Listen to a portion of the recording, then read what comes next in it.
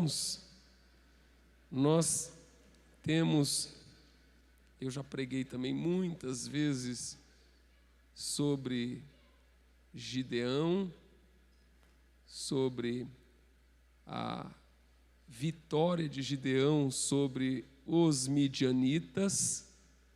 É uma mensagem muito conhecida dos irmãos, e a gente já também ouviu muitas mensagens em cima desse texto, porém, é sempre bom nós nos atentarmos às coisas que já temos ouvidos, para que em tempo algum, conforme diz o escritor anônimo aos Hebreus, nos apartemos delas. Amém? Louvado seja Deus. E eu quero aqui pontificar alguns aspectos da vitória de Gideão, da batalha de Gideão, e a maneira como Deus, no meio desse contexto, trabalhou no próprio Gideão. Então o enfoque aqui é como Deus trabalhou em Gideão. A vitória todos conhecem, que é a vitória de Gideão e dos 300. Tem até um hino muito bonito, muito empolgante, que as irmãs, os irmãos cantam, e a gente fica todo animado com o hino, mas alguns pontos que eu gostaria de trazer à tona e meditar com vocês, dentro daquilo que o Espírito Santo me revelou, quando eu estava buscando a Deus em oração, para transmitir uma palavra ao coração dos irmãos. Louvado seja Deus. A gente sabe que a terra de Israel estava subjugada pelo domínio dos midianitas já há muitos anos, 7 anos, e os midianitas subjugavam o povo, e toda a colheita da terra era cobrada como tributo. Os israelitas estavam debaixo dessa situação calamitosa, e Gideão, então, visitado pelo anjo do Senhor, enquanto malhava o trigo no lagar. Quando o anjo do Senhor falou com ele: varão valoroso, o Senhor é contigo, vai nessa tua força. Então, naquele momento, o anjo do Senhor fala com ele e diz a ele que Deus estava o escolhendo para livrar Israel dessa situação das mãos dos midianitas, através da vida dele.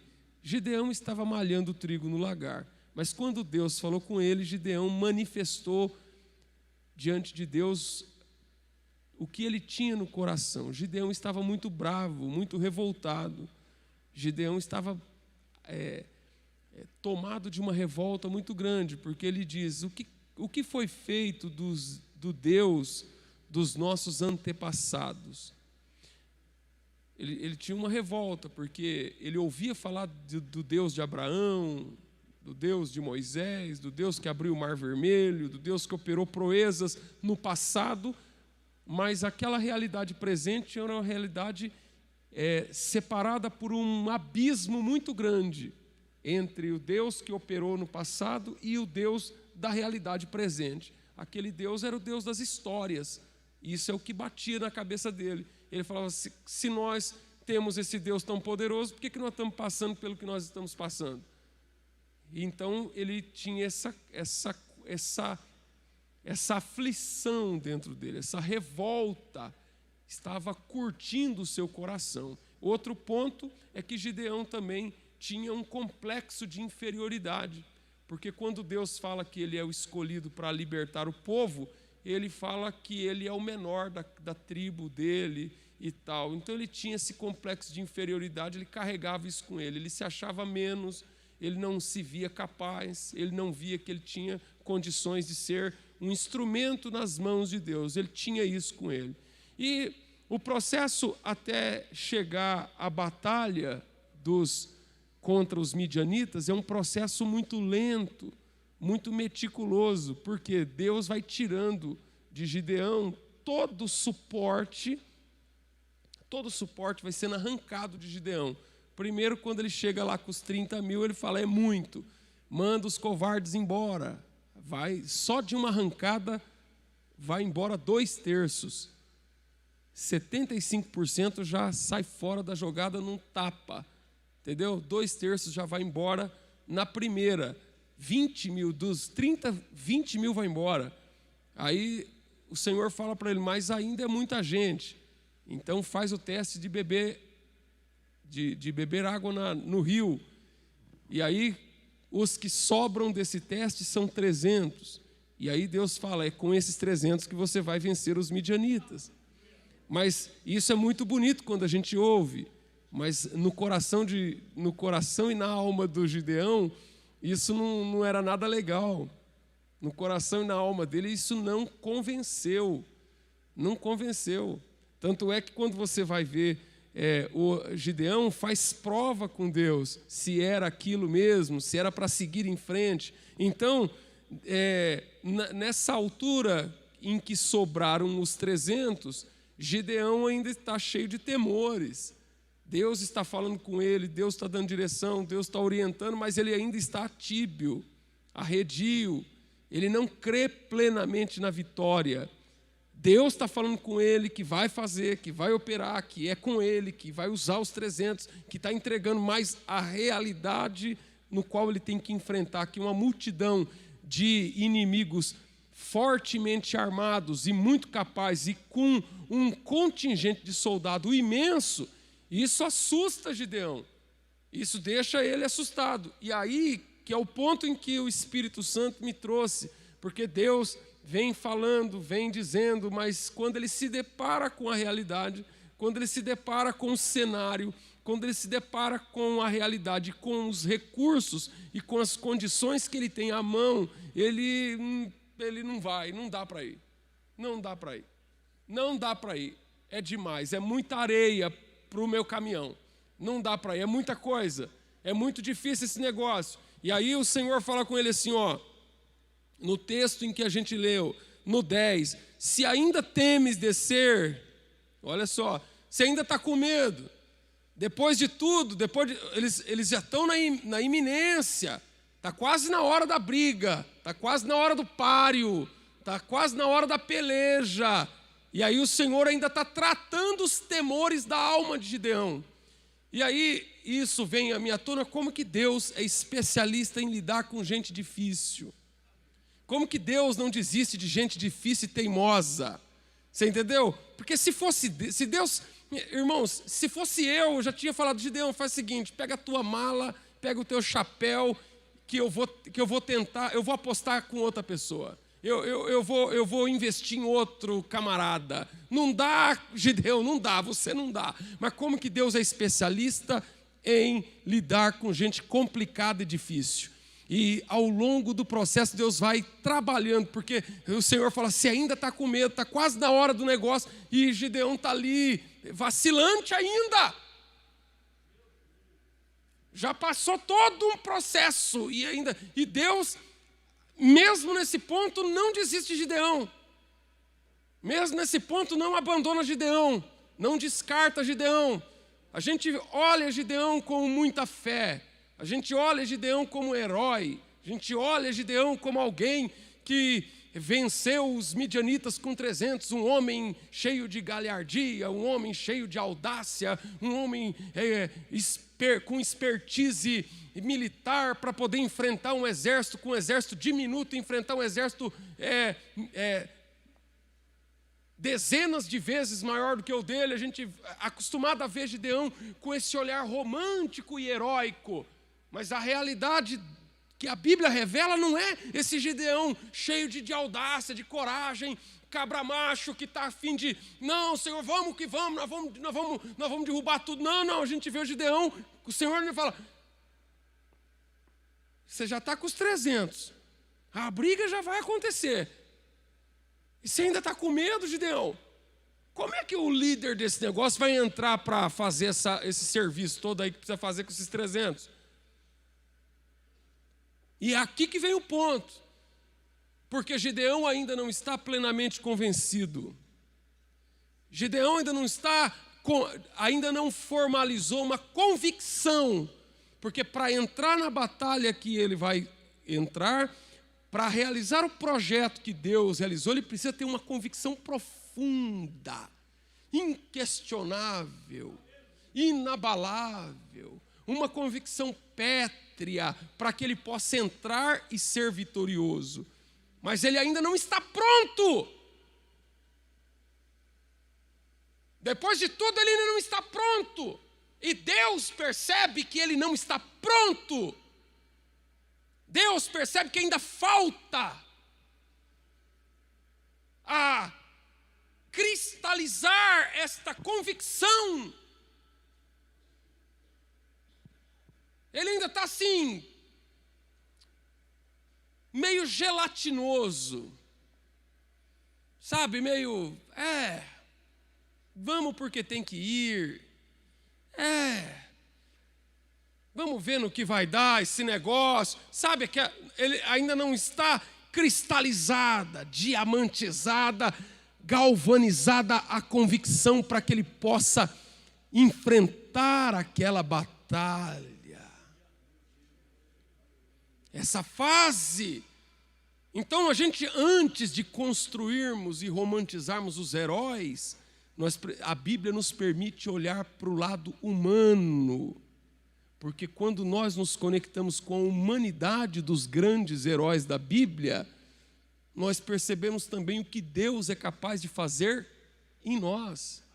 Porque quando nós olhamos, então às vezes a gente vai direto, porque a gente olha o herói triunfante, que venceu com os 300, o Gideão, está na galeria da fé, mas para crescer até aquele nível, ele passou por processos iguaizinhos eu e você passamos. Nem sempre nós nos sentimos à altura, nem sempre nós nos sentimos plenamente capazes, nem sempre nós nos sentimos plenamente adequados, mesmo quando deveria já estar pronto, mesmo quando deveria já estar tinindo, mesmo quando a gente já deveria já ter passado muito tempo dessa lição, a gente às vezes tem que voltar a recapitular certas lições que nós já deveríamos ter sido aprovadas dela há muito tempo, para que a gente possa se adequar ao propósito de Deus. Mas o interessante é que Deus não desiste, Deus não abandona. Louvado seja Deus. E Deus fala para ele: se ainda temes. Então aqui Deus fala para ele assim: desce ao arraial, porque desce ao arraial com o seu moço, e lá, ao chegar no arraial dos midianitas, então eles tinham que se esgueirar de maneira bem escondida, imperceptível, se infiltrar no meio do arraial dos midianitas, e ali ele vai assuntar o que os midianitas estão falando, entendeu? Amém, irmãos? Isso aqui é importante você entender isso aqui. Ele precisa chegar no arraial dos midianitas e entender o que os midianitas estão dizendo. Você não acredita, mas Deus vai trabalhar para fazer você acreditar. Você não consegue acreditar, mas Deus vai provar para você o que Ele está fazendo. E aí Deus vai fazer com que ele olhe pelo olhar do adversário. Isso aqui é algo fantástico. É algo espiritual.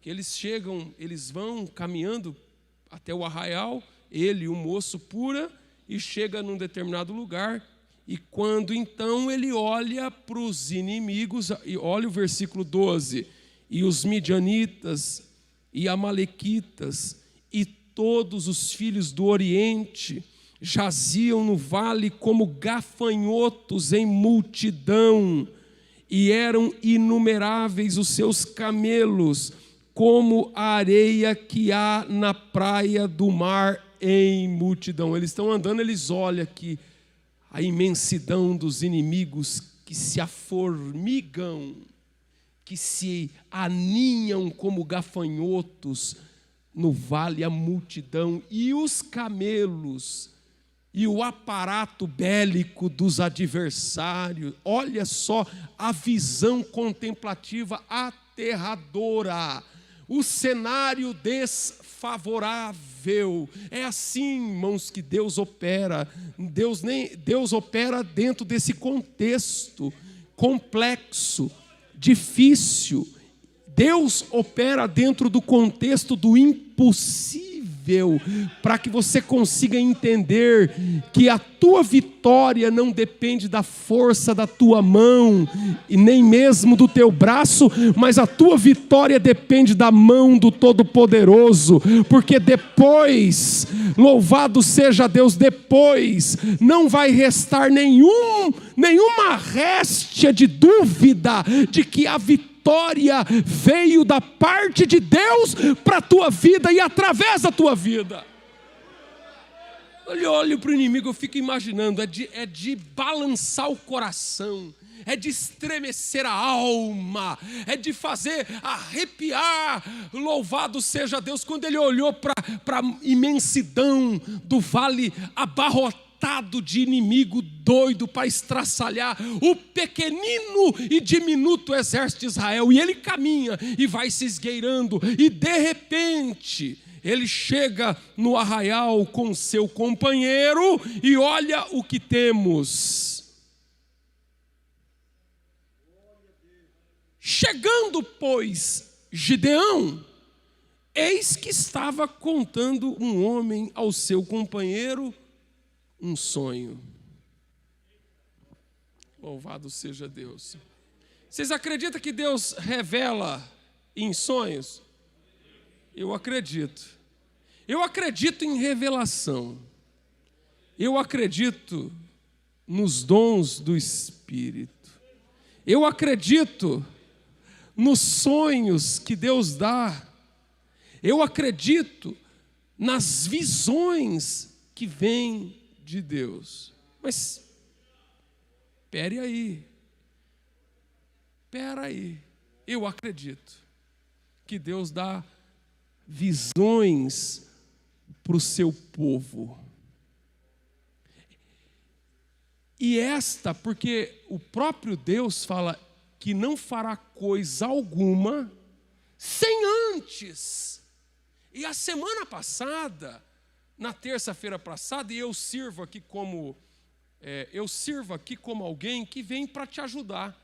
O meu papel aqui é te ajudar, irmão. Eu venho aqui para ser um servo do Senhor juntamente do teu lado, para te ajudar na palavra.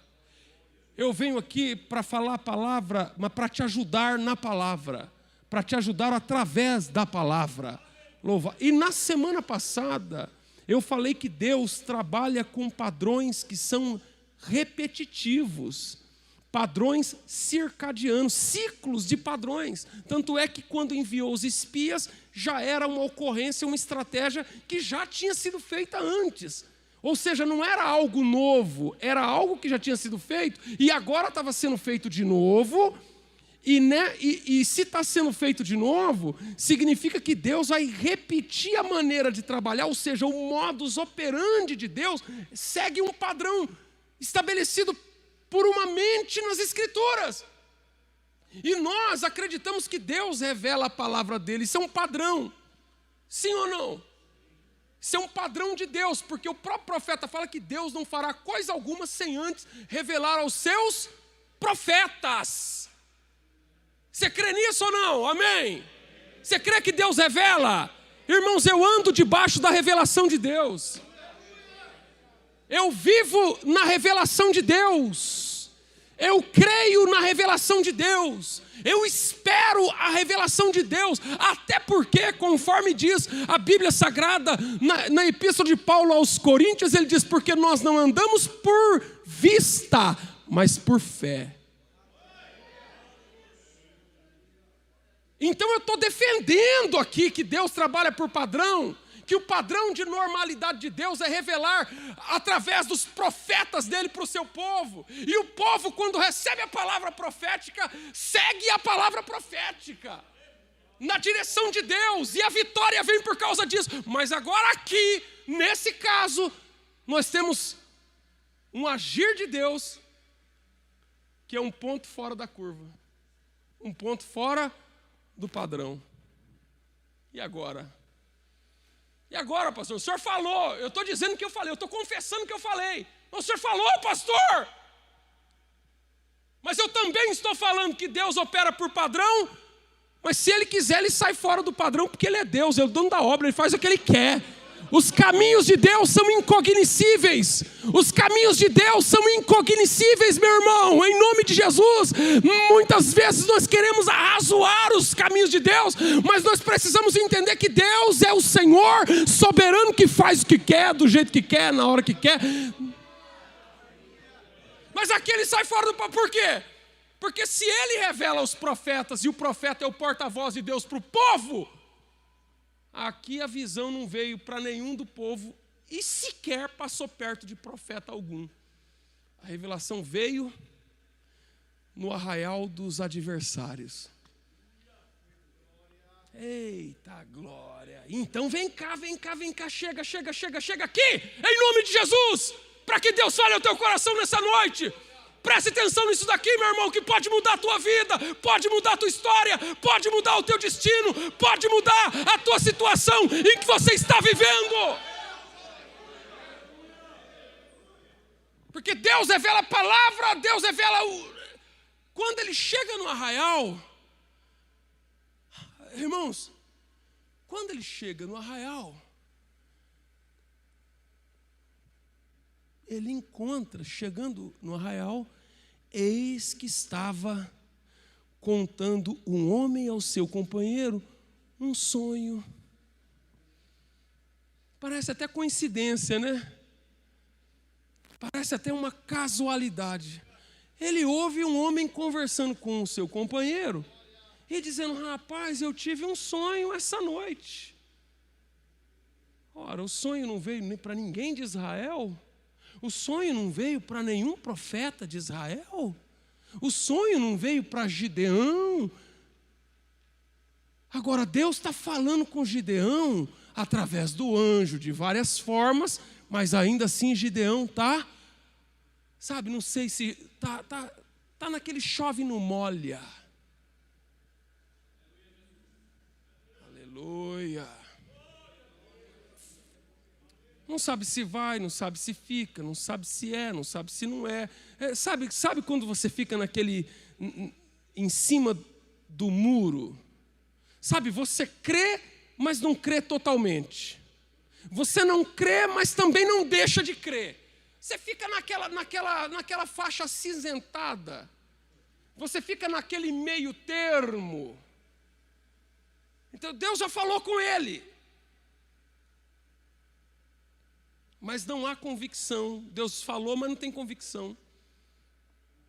Mas então, quando ele chega no arraial dos inimigos, ele ouve dois conversando: tive um sonho essa noite. Então, a revelação de Deus é o sonho que Deus dá para o inimigo e a maneira como o inimigo vai enxergar Gideão. Se você, olha só, Gideão, olha o que Deus está dizendo para Gideão. Gideão, nem você acredita, mas olha o que os inimigos estão dizendo acerca de você.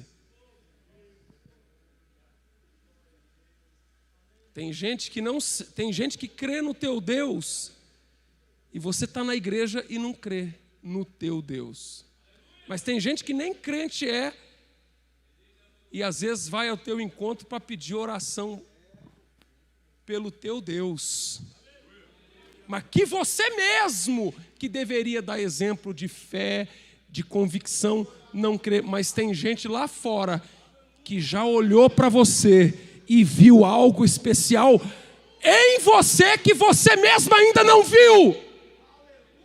Será que você consegue olhar no espelho? Será que você consegue se enxergar e saber que você é servo de Deus? Que você é serva de Deus? Que Deus habita em você? Que tem promessa de Deus em você? Louvado seja Deus! Ou o inimigo é que tem que te dizer isso? É o inimigo que vai te lembrar disso? Ou você vai crer nessa noite na palavra que vem da boca do pastor que prega para você? Ou você vai esperar o ímpio, o mundano, o feiticeiro, o macumbeiro, o pulador de carnaval, o funkeiro lá da rua te dizer coisa que você já está careca de saber aqui dentro?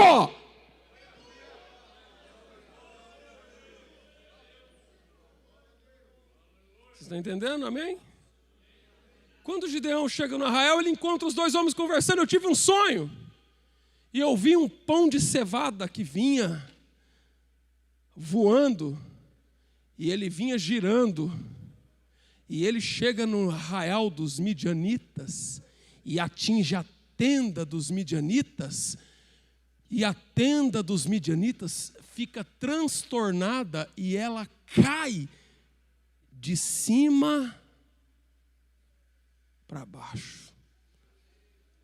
A tua vitória não é de baixo para cima.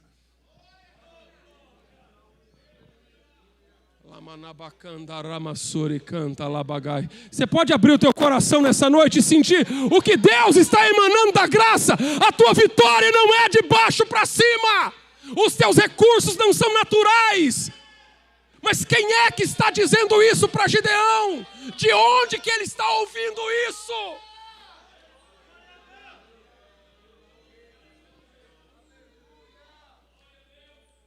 E é assim, irmãos, porque Deus mostrou para o midianita que contava para o seu amigo, e enquanto ele contava o sonho, o amigo revelava, interpretava.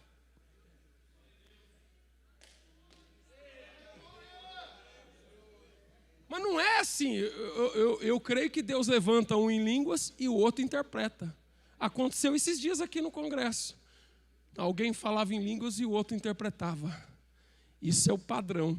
Mas o inimigo revelar um sonho e o outro interpretar, eu estou vendo aqui na palavra. Mas e por que precisa usar o inimigo? Para Gideão crer. O que vai ser necessário fazer para você crer no... Irmãos, mas tudo aquilo que eles diziam entre eles, diziam respeito a Gideão. Oh, meu Deus do céu. Aquela conversa, aquele diálogo do sonho, e o outro que imediatamente interpreta, porque o outro fala, olha só, respondeu o seu companheiro e disse, isso não é outra coisa não, senão a espada de Gideão. E Gideão ouvindo o que os inimigos dele falavam lá no arraial escondidinho.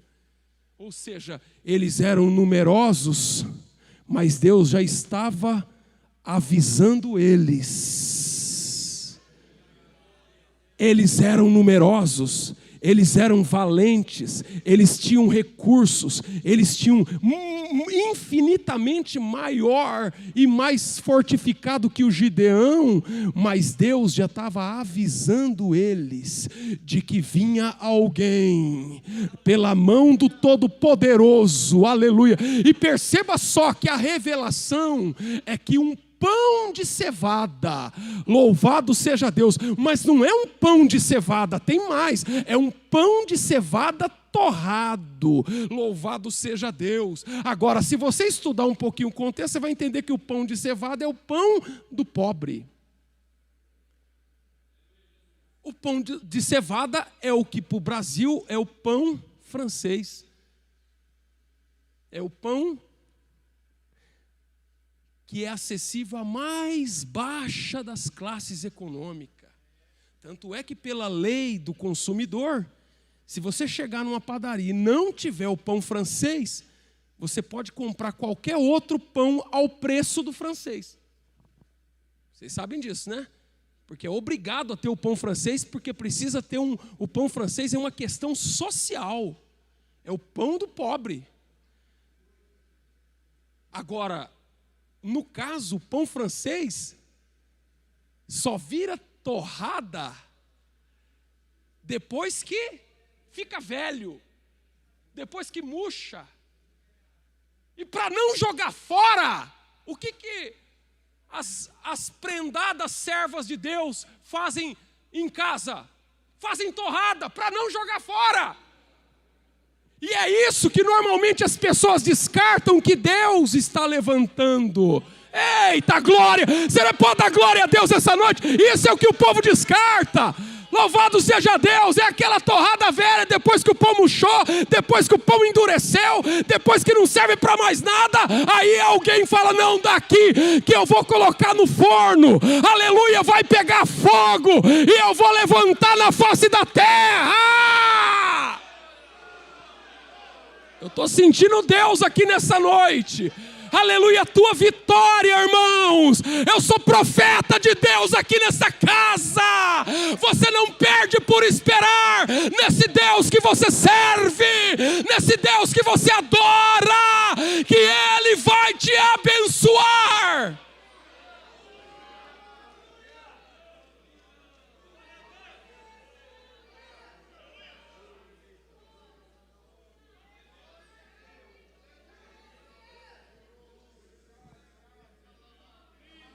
Irmãos, eita glória, eu estou sentindo Deus aqui nessa noite. Rica lama suri me canta lama na bacana arabagai. Rica lama na bacana arabagai. Irmãos, a questão aqui é de revelação. A questão aqui é que o carnal não entende, o humanista não entende, mas quem está com a vida no altar, quem teme a Deus, quem sabe das coisas espirituais, está temendo a Deus agora e adorando o Senhor, porque Deus é verdadeiro aqui no meio desta igreja.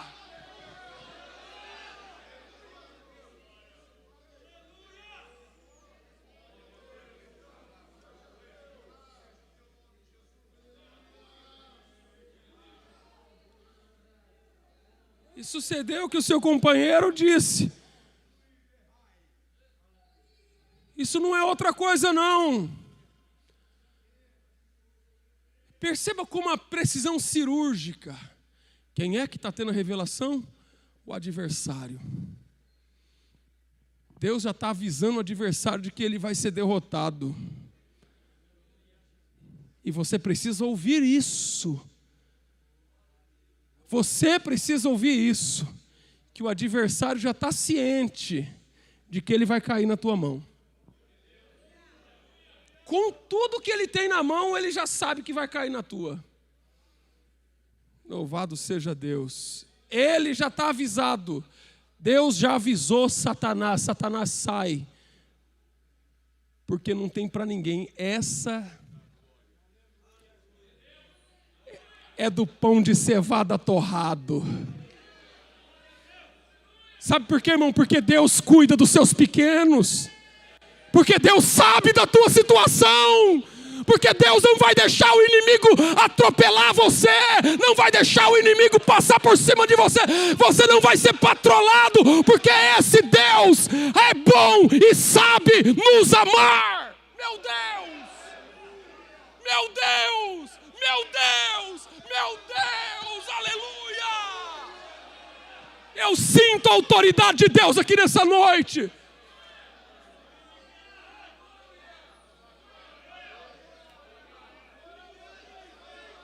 Isso aqui é uma coisa doida.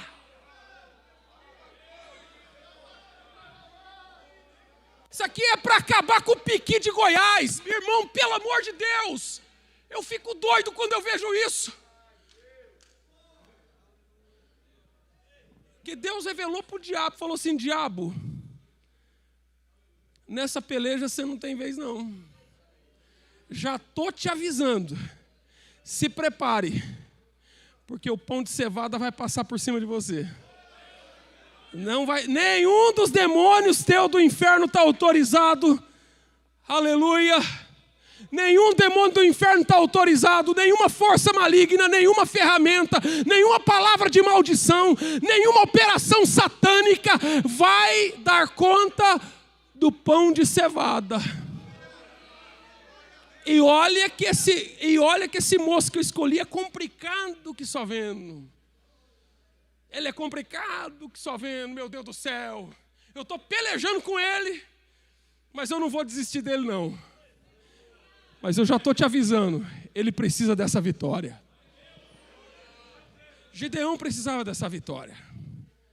Deus precisava dar essa vitória para ele. Deus estava a presenteá-lo com essa vitória. Sabe por quê? porque a vida dele não ia mais ser a mesma. Ele precisa dessa vitória. Ele precisa saber que em Israel há um Deus de verdade. Precisa saber que Israel há um Deus de verdade. Precisa saber que Israel há um Deus poderoso. Precisa saber que Israel há um Deus tremendo. Precisa saber que Israel há um Deus que opera. Precisa saber que Israel tem um Deus que cuida. Precisa saber que Israel tem um Deus que um dia fez uma promessa a Abraão, a Isaac e a Jacó. E a minha mão não recolheu a promessa que eu tenho sobre eles.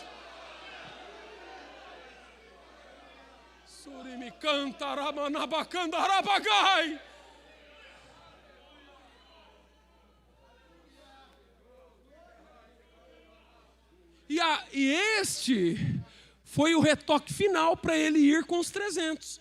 Ele precisou passar por essa última etapa. Deus vem trazendo ele no processo, e essa última fase do processo, antes de sair com os 300, com as buzinas, com os cântaros vazios e com as tochas de fogo, que é matéria para outra pregação.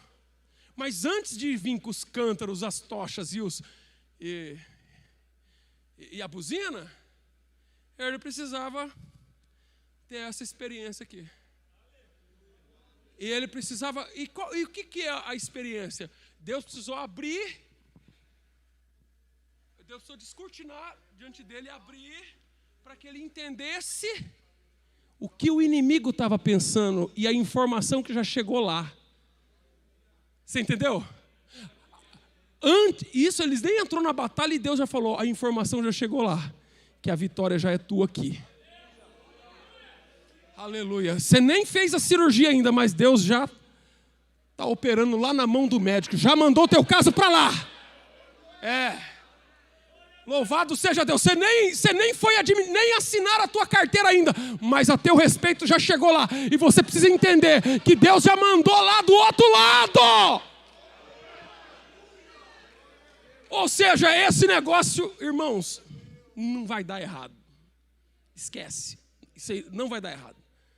Deus fez para dar certo e acabou. Porque quem está fazendo é Ele mesmo. Louvado seja Deus. E está aqui, ó. E sucedeu que, ouvindo Gideão a narração desse sonho, isso é tremendo, irmão. Quando ele ouviu ele falar desse sonho, aí ele conseguiu ver o quadro completo. Porque nós estamos aqui na dimensão, no plano, a gente vive num mundo tridimensional. Nós vivemos nesse plano tridimensional. E nesse plano tridimensional, a gente só consegue ver tridimensionalmente. Ou seja, esse plano do tempo e do espaço. Mas nós estamos inseridos num contexto muito maior, que é o mundo espiritual. E o mundo espiritual nos assiste. Os céus assistem a igreja de Itatiba. Os céus assistem, Deus assiste. Os anjos de Deus assistem a gente aqui. Agora, antes, toda palavra profética, a Bíblia diz que Deus anuncia o fim desde o começo. E desde o início, as coisas que hão de acontecer. Em Eclesiastes 1 diz assim, que o que é, já foi. Como que é isso, pastor? Tudo que acontece aqui, já está determinado lá. Tudo o que acontece aqui já está determinado lá. Louvado seja o nome, já está determinado lá. Então, Deus dispara a palavra lá, e quando Deus dispara, é como se já tivesse acontecido. Por isso que ele fala que o que é já foi. O que é já foi, irmão. E não tem nada novo. tudo já está contado no plano de Deus. Tudo já está contado. Você não entrou nessa para perder. Você não entrou nessa para fracassar. Você não entrou nessa para sucumbir. Você entrou nessa para ter vitória. Não tem outro caminho aqui não, irmão. Eu não aceitei Jesus para viver na pindaíba, não. Eu aceitei Jesus para ser um crente vitorioso e cheio da graça divina. E sucedeu que, ouvindo Gideão a narração deste sonho e a sua explicação, olha só, ele ouviu o sonho e a explicação, adorou. O que ele fez? Adorou. Aleluia. Ele ouviu o sonho e adorou a Deus. Obrigado. Agora eu sei. Agora estou pronto. Agora venha o que vier. Aconteça o que acontecer. Estou na mão do meu Deus. E Ele é o que me dará vitória nesta peleja. Adorou. Voltou para o arraial e disse: levantemo-nos, porque o Senhor tem dado. Olha o que eu disse. Ele não falou, gente, o Senhor vai dar vitória para nós. Ele falou comigo, não. Ele voltou e falou, gente, levantemo-nos, porque o Senhor já tem dado. Nem lutou e já tem dado. Irmãos, nem lutou e já tem dado. Não levantou uma espada. Você sabe por quê, irmão? Porque tudo aqui é pela graça. A vitória está garantida em nome de Jesus. Irmãos, abrace a palavra, acalente a palavra, adore a Deus, permite que a palavra espraie pela tua... Vê, irmãos, existe uma resistência de incredulidade que muitas vezes diminui a nossa fé, mas permita que a palavra entre nesse teu coração, permita que a palavra invada a tua alma, alcance o teu espírito, te renove de dentro para fora. Porque o Senhor, aqui não está dizendo que Deus vai dar, aqui está dizendo que Ele já deu. Se Ele já deu, irmão, Ele falou, levanta porque Ele já deu. Levanta porque Ele já deu. Satanás está por terra, a vitória é tua. Aleluia, agora é o seguinte, toma posse, porque Ele já deu. Toma posse porque Ele já deu a vitória.